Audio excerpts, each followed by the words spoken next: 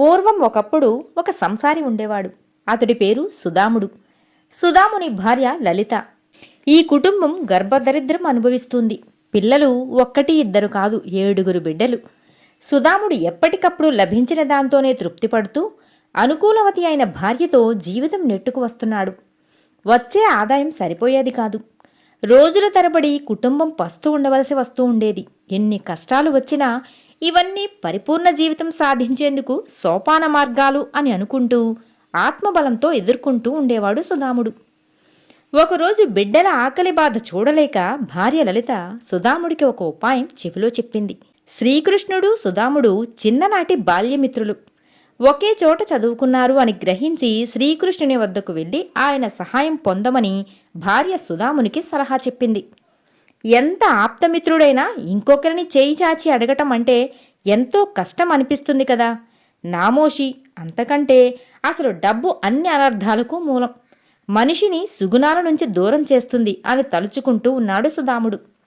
డబ్బు కోసం తంటాలు పడి యాచిస్తే చిరకాల స్నేహం పోతుందేమో అని ఉన్నా భార్యాబిడ్డలను పోషించడానికి చివరకు ధైర్యం తెచ్చుకున్నాడు.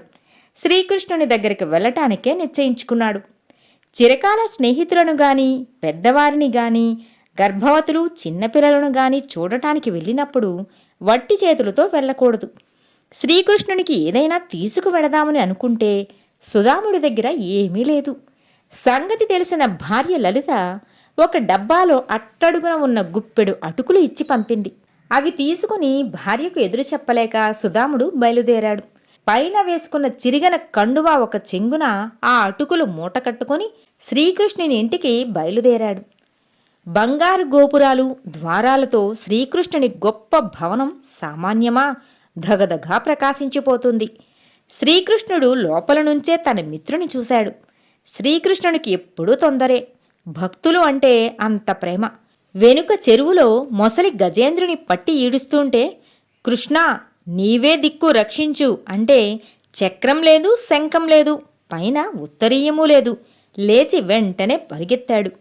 సుదాముని చూసి చూడటంతోటే పరిగెత్తుకుంటూ వెళ్ళి కౌగిలించుకున్నాడు శ్రీకృష్ణుడు.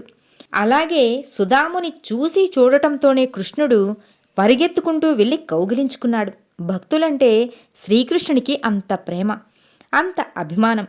సుదాముని తన గదిలోనికి తీసుకువెళ్ళాడు. అందరికీ ఆశ్చర్యంగా ఉంది. శ్రీకృష్ణుడు సుదాముని పాదాలు పన్నీటితో కడిగి తల మీద ఆ నీళ్లు జల్లుకున్నాడు. ఇద్దరూ సుష్టుగా పంచభక్ష్య భోజనాలతో భోజనం చేశారు. అప్పుడు సుదామునికి తాను తెచ్చిన అటుకుల సంగతి జ్ఞాపకం వచ్చింది. ఇవ్వడానికి సిగ్గుపడుతూ ఉండగా దాన్ని గ్రహించిన శ్రీకృష్ణుడు, ఓ మిత్రమా, నాకు ఏం తీసుకువచ్చావు అని అడిగాడు. సుదాముడు జవాబు చెప్పటానికి తటపటాయిస్తున్నాడు. శ్రీకృష్ణుడు మిత్రుని ఉత్తరీయం చెంగుముడి విప్పి ఆ అటుకులు చేతిలో పోసుకున్నాడు. శ్రీకృష్ణునికి తెలుసు ఆ అటుకుల రుచి, ఆ అటుకుల వైశిష్ట్యం. ఇన్ని అటుకులు నోట్లో వేసుకున్నాడు.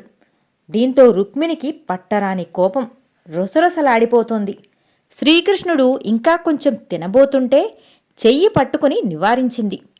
కొంతసేపు శ్రీకృష్ణుడు సుదాముడు చిన్ననాటి ముచ్చట్లు తలుచుకొని సంతోషంగా కాలం గడిపిన తరువాత శ్రీకృష్ణుని వద్ద సెలవు తీసుకుని సుదాముడు ఇంటికి బయలుదేరాడు. కాని సుదాముడు అసలు తన భార్య చెప్పినదే అడగటం మర్చిపోయాడు. అయితేనేమి, శ్రీకృష్ణునికి అన్నీ ముందే తెలుసు. చేయవలసింది అంతా చేసేశాడు. సుదాముడు ఇంటికి చేరాడో లేదో, పూర్వం తన పాత కొంప అక్కడ లేదు.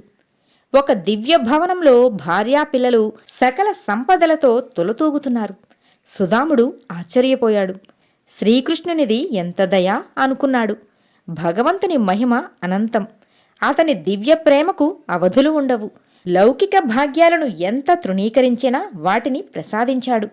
భగవంతుని తలుచుకుని సుదాముడు నిరాడంబర జీవితం గడిపాడు. సుదామునికి సకల సౌభాగ్యాలు తెచ్చిపెట్టింది అటుకులే. శ్రీకృష్ణుడు మెచ్చి అభిమానంతో కొసరి కొసరి తిన్నవి అటుకులే. కథ సమాప్తం. మిత్రులారా, మరో కథతో మళ్ళీ కలుద్దాం.